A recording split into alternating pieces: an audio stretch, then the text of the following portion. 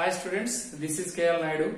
మనం ఈ సెషన్ లో ఒక ఇంపార్టెంట్ అంటే దట్ మీన్స్ మనకి సీనియర్ ఇంటర్ కెమిస్ట్రీలో టాప్ 20 క్వశ్చన్స్ అంటే మనం ఇంటర్ పాస్ అవడం చాలా కష్టం అనుకునే వాళ్ళకి చాలా ఈజీగా పాస్ అవడం కోసం మనం ఒక టాప్ 20 క్వశ్చన్స్ మనం ఇంట్రొడ్యూస్ చేస్తున్నాం. చాలా ఈజీగా ఓకేనండి. ఈ 20 క్వశ్చన్స్ గానీ మనం నేర్చుకుంటే చాలా అంటే మనకి మరి ఇంకా కెమిస్ట్రీలో పాస్ అవ్వమా అనే డౌట్ అనేది లేకుండా ఉంటుందండి. పక్కాగా మంచి మార్క్స్ వస్తాయి. మంచి మార్క్స్ అంటే దట్ మీన్స్ మనకి పాస్ మార్క్స్ కంటే స్కోరింగ్ అనేది చాలా ఎక్కువనే వస్తుంది. సో ఇప్పుడు మనం ఆ టాప్ 20 క్వశ్చన్స్ ఏంటో చూద్దామండి, 1 by 1. ఓకేనండి. సో ముందుగా ఈ వీడియోని లైక్ చేయండి, అలాగే షేర్ చేయండి. మన ఛానల్ ని ఎవరైనా ఫస్ట్ టైం చూస్తే సబ్స్క్రైబ్ చేసుకోండి అండ్ ఫర్దర్ ఇన్ఫర్మేషన్ కోసం బెల్ బటన్ ని క్లిక్ చేసుకోండి. ఓకే స్టూడెంట్స్, సో ఇప్పుడు మనం ఈ టాప్ 20 క్వశ్చన్స్ ఏంటో చూద్దామండి. First one, Bragg's equation.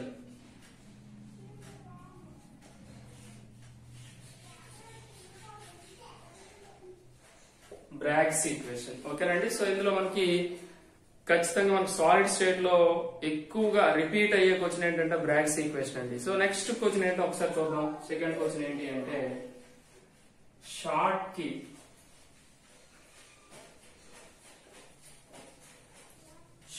key and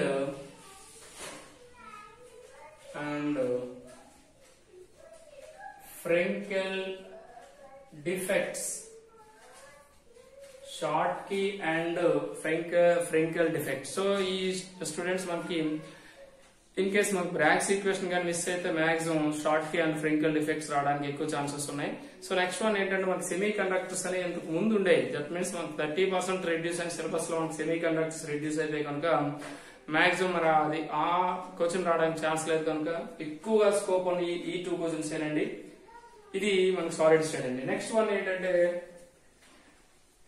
question number 3. Question number 3 కి వచ్చేసరికి ఏమొస్తుందంటే ఒకసారి చూద్దామండి. క్వశ్చన్ నెంబర్ 3, గాల్వానిక్ సెల్స్ అండి. What are galvanic cells? Galvanic cells plus working of galvanic cells అండి. వర్కింగ్ ఆఫ్ గాల్వానిక్ సెల్స్ ఇదండి. అంటే what are galvanic cells and explain the working of galvanic cells మనకు 4 మార్క్స్ క్వశ్చన్ ఉంటుంది. చాలా ఈజీగా ఒక diagram మీరు చూసుకుంటే ఆ డయాగ్రామ్ తో దాన్ని ఎక్స్ప్లెయిన్ చేసుకుంటే చాలా ఈజీగా మీకు గుర్తుండిపోతుందండి. సో ఇది మీకు ఏంటంటే ఇది కూడా మనకి ఎక్కువ 4 మార్క్స్ రావడానికి ఎక్కువ ఛాన్సెస్ ఉంది. ఎలక్ట్రోకెమిస్ట్రీ అండి. నెక్స్ట్ వన్ ఏంటి అంటే నెక్స్ట్ 4th క్వశ్చన్ ఏంటి అంటే నెర్నెస్ట్ ఈక్వేషన్ అండి. నెర్నెస్ట్ ఈక్వేషన్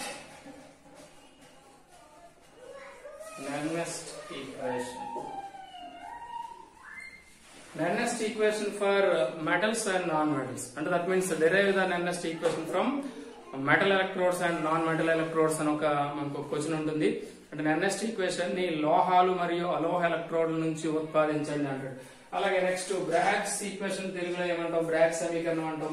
షార్ట్ కీ ఫ్రెంకెల్ డిఫెక్ట్స్ ఏమంటాం అండి? షార్ట్ కీ ఫ్రెంకెల్ లోపాలు అని చెప్పుకుంటాం. నెక్స్ట్ గాల్వానిక్ సెల్స్ అంటే తెలుగులో కూడా దీన్ని గాల్వానిక్ సెల్స్ అంటామండి. గాల్వానిక్ సెల్ యొక్క పనితీరును వివరించండి అంటాడు. ఓకేనా. సో ఇది నెక్స్ట్ వన్ 5th క్వశ్చన్ ఏంటి అంటే 5th వన్ ఏంటి అంటే ఓకేనండి. నెక్స్ట్ కాల్ రాస్తా state and explain.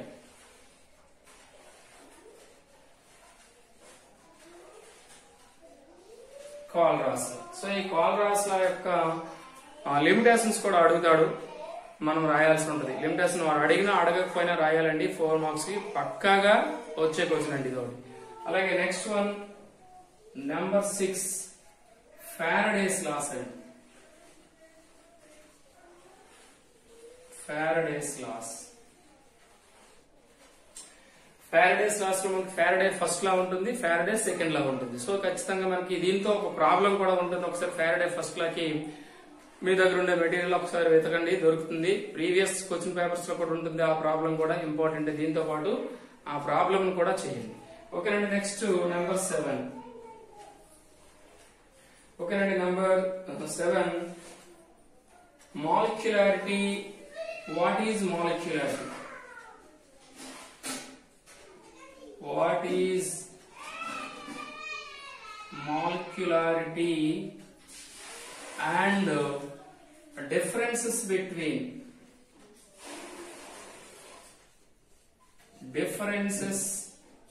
between molecularity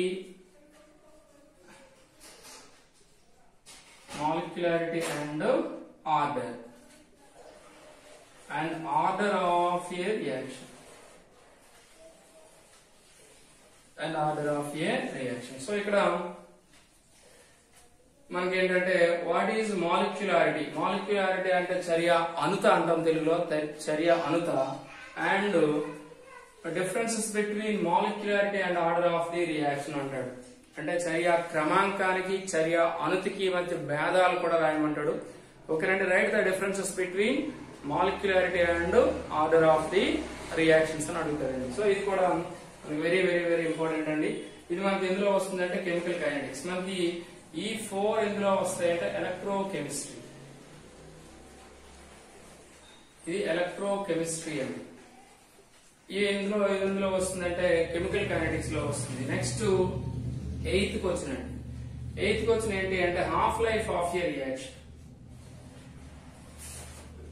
half life of a reaction. ఓకేనండి.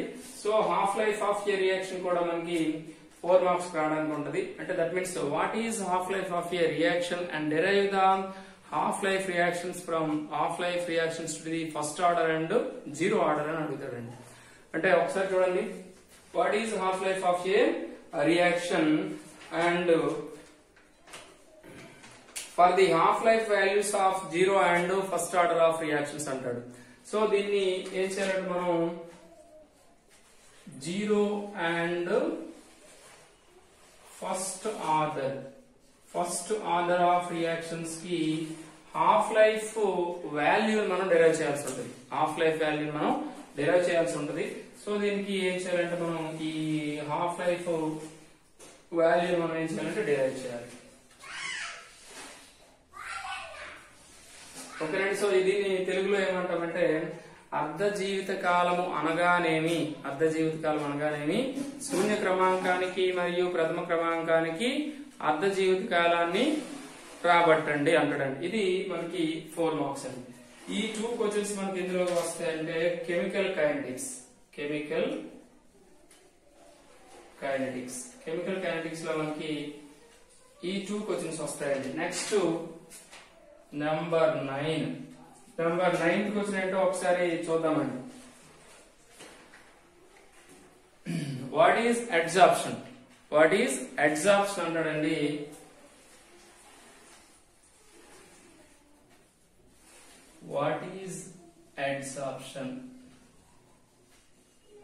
What is adsorption and write the differences between physical adsorption and chemical adsorption.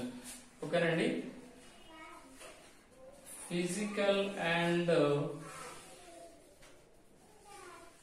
chemical adsorption ki differences రాయాలండి. ఓకేనండి. Physical and chemical adsorption మనం differences రాయాలి. అలాగే వాడు ఏమంటాడంటే what is adsorption అంటాడు. So లేదంటే ఏమంటాడంటే what are different types of adsorption మనకు డిఫరెంట్ టైప్స్ ఎవరు వస్తారు, ఫిజికల్ అడ్సార్ప్షన్, కెమికల్ అడ్సార్ప్షన్ వస్తుంది. ఫిజికల్ అడ్సార్ప్షన్ ఒక డెఫినేషన్ రాయాలి, కెమికల్ అడ్సార్ప్షన్ ఒక డెఫినేషన్ కూడా రాయాలి, అలాగే వాటి యొక్క డిఫరెన్సెస్ కూడా రాయాలండి. సో ఇలా కూడా అడుగుతాడు. What are different types of adsorption అంటాడు. Give 4 differences between physical adsorption and chemical adsorption. అంటే అధిశోషణం రకాలు అనగానేమి, రకాలు ఏవి, ఓకేనా లేదా అనగానేమి, భౌతిక అధిశోషణాన్ని రసాయన అధిశోషణానికి 4 భేదాలను రాయండి అని అంటాడండి. తెలుగులో కూడా దీన్ని ఒకసారి చూసుకోండి. అలాగే నెక్స్ట్ 10th క్వశ్చన్ అండి. 10th క్వశ్చన్ ఏంటి అంటే how is ClF3 prepared. So దీని యొక్క ప్రిపరేషన్ అడుగుతాడు. అండ్ రియాక్ట్స్ విత్ వాటర్ అడుగుతాడు. Reaction with water, reaction with water and structure, reaction with water and structure. So ClF3 ని ఎలా ప్రిపేర్ చేస్తారు, ఓకేనండి, ఇది వాటర్ తో ఎలా రియాక్ట్ అవుతుంది అండ్ దాని యొక్క స్ట్రక్చర్ ని ఎక్స్ప్లెయిన్ చేయండి, నిర్మాణాన్ని వివరించండి అంటాడండి. ఓకేనండి, how is ClF3 prepared and it is right the equation of reaction with water and give the explain the structure of ClF3. ఓకేనండి, నెక్స్ట్ క్వశ్చన్ నెంబర్ 11. ఓకేనండి, ఈ నెంబర్ 11 ఏంటంటే how are XeF2 XeF4 and XeF6 prepared. ఓకేనండి, so ఇక్కడ ఈ XeF2, XeF4 and XeF6 ని మనం ఎలా ప్రిపేర్ చేస్తాము, ఓకేనండి, ఇది ఒకటి ఇంపార్టెంట్ అండి, ఇదొక క్వశ్చన్. అలాగే నెక్స్ట్ వన్ ఏంటంటే 12th one, explain the structures of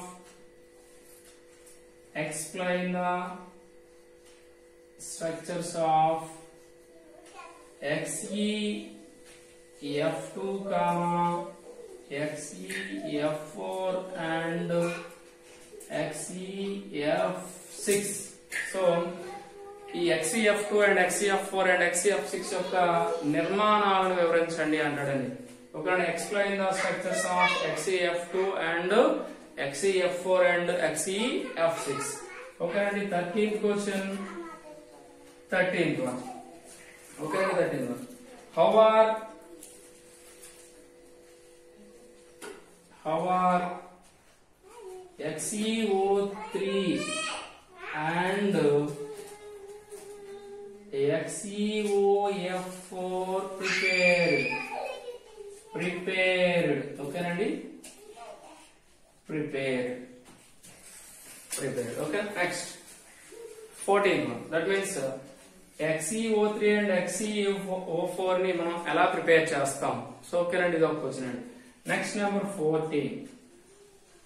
number 14 ఏంటి అంటే explain the structures of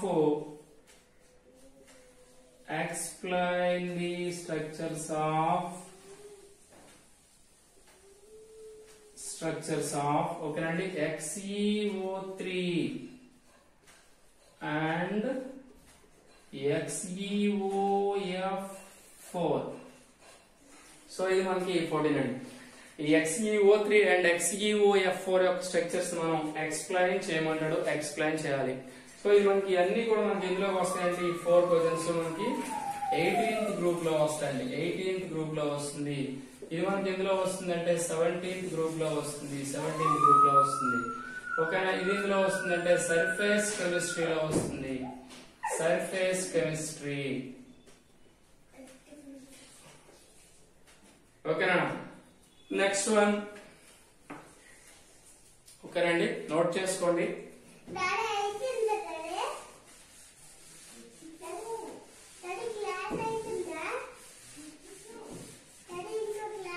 next one, next 15th వచ్చినండి, 15. నెక్స్ట్ 15th క్వశ్చన్ ఏంటంటే explain the Werner's theory. Explain the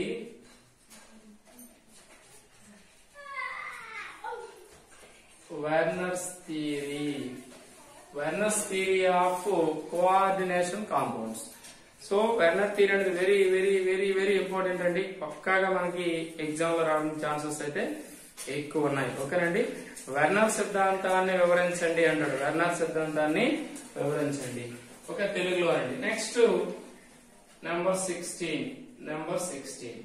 16 ఏంటంటే మనకి కోఆర్డినేషన్ కాంపౌండ్స్ లో మనకు మీకు టెక్స్ట్ బుక్ చూస్తే 2 క్వశ్చన్స్ ఇస్తాడు. అంటే దట్ మీన్స్ ఫార్ములాస్ ఇచ్చి కాంపౌండ్స్ ఇచ్చి వాటికి నేమ్స్ రాయమంటాడు, నేమ్స్ ఇచ్చేసి కాంపౌండ్స్ రాయమంటాడు. ఈ కోఆర్డినేషన్ కాంపౌండ్స్ లో ఐయుపాక్ నేమ్స్ అని చెప్పుకుంటామండి. ఆ 2 క్వశ్చన్స్ ఒకసారి రెఫర్ చేయండి. In case Werner theory miss అయితే ఆ 2 క్వశ్చన్స్ లో ఏదో ఒకటి రావడానికి ఎక్కువ ఛాన్సెస్ అనేవి ఉంటాయి. సో నెక్స్ట్ వన్ ఏంటంటే IUPAC names of coordination compounds.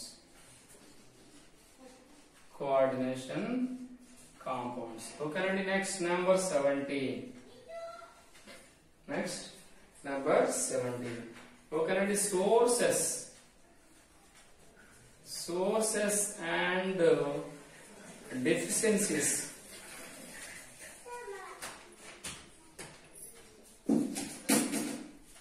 Deficiencies of vitamins.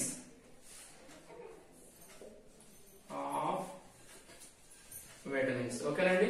So ఇప్పుడు విటమిన్స్ లభించడానికి మనకి వాటి యొక్క సోర్సెస్ ఏంటి అంటే మనం ఏం తినాలి, అలాగే అవి మనకి లోపిస్తే వచ్చే వ్యాధులేంటి. ఓకేనండి. సో ఇదండి ఏంటంటే sources and deficiency of vitamins. ఈ విటమిన్స్ ఒక టేబుల్ మనకి ఒక క్వశ్చన్ లో ఉంటుంది, అది మనకు తెలిసిందే.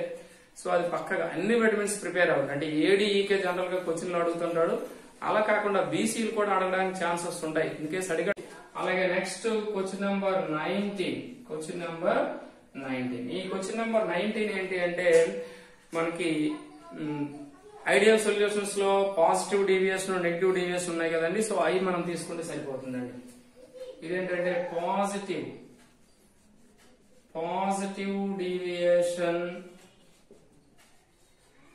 డీవియేషన్ ఫ్రమ్ రౌల్ట్స్ లా. ఓకేనండి. సో ఇక్కడ ధనాత్మక విచలనం, ధనాత్మక అంటే మనకి ఈ పాజిటివ్ డీవియేషన్ అంటే ఏంటంటే Raoult's Lalo that means ideal solutions లో వచ్చే వాల్యూస్ కంటే ఎక్కువ వాల్యూస్ రావడం. ఎక్కువ వాల్యూస్ వస్తే మనం వాటిని పాజిటివ్ డీవియేషన్ సొల్యూషన్స్ అని చెప్పుకుంటాం, ఐడియల్ సొల్యూషన్స్ అని చెప్పుకుంటాం. సో ఇందులో ఈ నాన్ ఐడియల్ సొల్యూషన్స్ లో మనకి పాజిటివ్ డీవియేషన్ వస్తుంది, ధనాత్మక విచలనం అని చెప్పుకుంటాం. అలాగే క్వశ్చన్ నెంబర్ 20 ఏంటంటే ఇది పాజిటివ్ డీవియేషన్ కాబట్టి ఇక్కడ ఏమొస్తుందంటే నెగిటివ్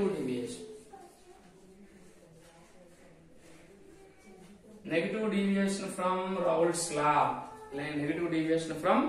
రౌల్ట్స్ లా అండి. సో ఇది మనకు వచ్చే టాప్ 20 అంటే రుణాత్మక విచలనం, రౌల్ట్ నియమం నుండి రుణాత్మక విచలనం చెందే ద్రావణాలు అంటే ఏవైతే ఉన్నాయో వాటిని నాన్ ఐడియల్ సొల్యూషన్స్ అని చెప్పుకుంటాం. నాన్ ఐడియల్ సొల్యూషన్స్ లోనే ఈ 2 మోడల్స్ ఉంటాయి, పాజిటివ్ డీవియేషన్, నెగిటివ్ డీవియేషన్. ఓకేనండి. ఈ 3 చెప్పుకున్నాం అంటే RLVP relative lowering vapour pressure ఒకటి, పాజిటివ్ డీవియేషన్, నెగిటివ్ డీవియేషన్ చెప్పుకున్నాం. ఇంకా ఏమంటాడంటే డిఫైన్ మోల్ ఫ్రాక్షన్ లేదా డిఫైన్ మొలారిటీ అండ్ ఒక ప్రాబ్లం అనేది ఇవ్వడం జరుగుతుంది. సో అవన్నీ మీకు వీలైతే ప్రాక్టీస్ చేయండి, మంచిదే. కానీ మినిమం ఈ టాప్ 20 అని చెప్పుకున్నాం కదా, ఈ 20 క్వశ్చన్స్ గా మీరు ప్రాక్టీస్ చేస్తే చాలా ఈజీగా పాస్ అవ్వగలరు. అంటే దట్ మీన్స్ పాస్ అవ్వడం కాకుండా మినిమం మనకి ఇందులో 4 మార్క్స్ లో మాక్సిమం క్వశ్చన్స్ వస్తాయి. అలాగే కొన్ని క్వశ్చన్స్ అనేవి 8 మార్క్స్ లో కూడా రావడానికి ఛాన్సెస్ ఉంటాయి. మనం ఎలక్ట్రో కెమిస్ట్రీ, కెమికల్ కైనెటిక్స్ తీసుకున్నాం, అందులోనే 2-4 మార్క్స్ అనేవి ఒక 8 మార్క్స్ క్వశ్చన్ గా రావడానికి ఛాన్సెస్ ఉంటాయి. సో చాలా ఈజీగా మనం స్కోర్ చేయవచ్చండి. ఈ టాప్ 20 క్వశ్చన్స్ మీరు ఫాలో అవ్వండి. Thank you. Next organic top 10 or top 15 top 10 మీ క్వశ్చన్స్ రిలీజ్ చేస్తాను. నెక్స్ట్ రిమైనింగ్ అలాగే ఇది వాల్యూమ్ 1 అనుకుంటే వాల్యూమ్ 2 క్వశ్చన్స్ కూడా రిలీజ్ చేస్తాను, అలాగే 2 మార్క్స్ కూడా రిలీజ్ చేస్తాను. ఓకేనండి. ఈ వీడియో మీకు నచ్చితే లైక్ చేయండి, అలాగే షేర్ చేయండి, మన ఛానల్ ని సబ్స్క్రైబ్ చేసుకోండి. ఏదైనా మీకు టాపిక్ కావాలంటే కామెంట్ చేయండి, అలాగే ఈ వీడియోని మనకి షేర్ చేయండి. Thank you.